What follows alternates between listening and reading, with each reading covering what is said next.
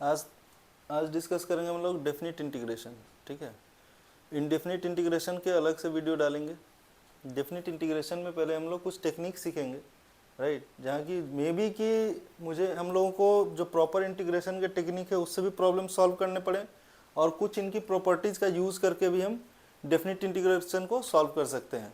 Definite integration का application कहाँ पे आता है? तो एरिया कैलकुलेट करने में, है ना, किसी गिवन कर्व का एरिया कंप्यूट करने में, और इनके मोस्टली प्रॉब्लम्स जो होते हैं जो बोर्ड में आएंगे तो मोस्टली जो होते हैं प्रॉपर्टीज़ का एप्लीकेशन ही होता है, राइट। तो ये देखो प्रॉपर्टीज़ कैसे है, सर्टेन प्रॉपर्टीज़ मतलब मैंने नोट डाउन तो कर दी है, ठीक है, you can take the snap, और जो इम्पॉर्टेंट है वो मैं इधर इस साइड में मैंने उसको रखा है। ये तो जेनरिक है कि हम जैसे अपर लिमिट लोअर लिमिट से, है ना, ये मान लो इसका एंटी डेरिवेटिव है F x D x integration का, जिसकी कि लोअर लिमिट ए है और अपर लिमिट बी है। तो लाइबनिज रूल के अकॉर्डिंग जो एंटी डेरिवेटिव एफ एक्स आएगा वो ए टू बी यानी कि एफ बी माइनस एफ है। क्या को समझ लेते हैं, अगर कोई इंटीग्रेशन ए टू बी है तो हम उसका लिमिट भी चेंज कर सकते हैं, ठीक है, बी टू ए कर सकते हैं, तो अपने को साइन चेंज करना होगा।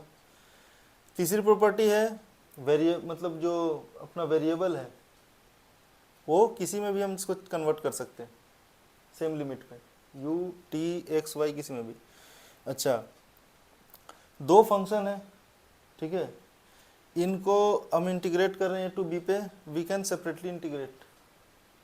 प्लस माइनस बोथ के केस में, राइट। कोई कांस्टेंट्स है या स्केलर मल्टीप्लिकेशन अगर फंक्शन के साथ किया है तो उसको हम इंटीग्रेशन के बाहर ले सकते हैं।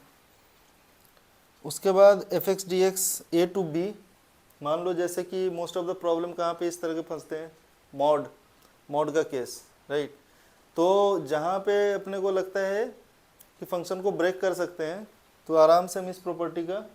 यूज कर सकते हैं, A to C C to B F x D X. और ये इंपॉर्टेंट है यहाँ से इस साइड जेनरिक ये है A to B F x D x को हम लिख सकते हैं A plus B minus X, ठीक है, F A plus B minus X D X, या स्पेशल केस में 0 टू ए हम जा रहे हैं तो एफ ए माइनस एक्स डी एक्स, ठीक है, इस प्रॉपर्टी का सबसे ज़्यादा यूज होता है। उसके बाद आते हैं हम zero to a f x D x को हम इस तरह से भी ब्रेक कर सकते हैं, f x D x 0 to a by two 0 to a by two f A minus x. और इसका जो पर्टिकुलर अगर तुम देखो तो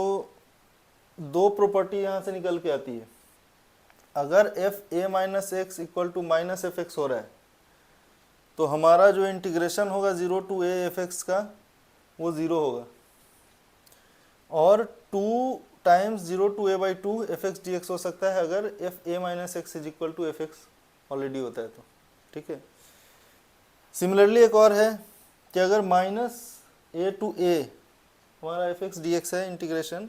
तो हम इसको लिख सकते हैं 2 times 0 to a f x D x, अगर एफ एक इवन फंक्शन है, इवन फंक्शन मतलब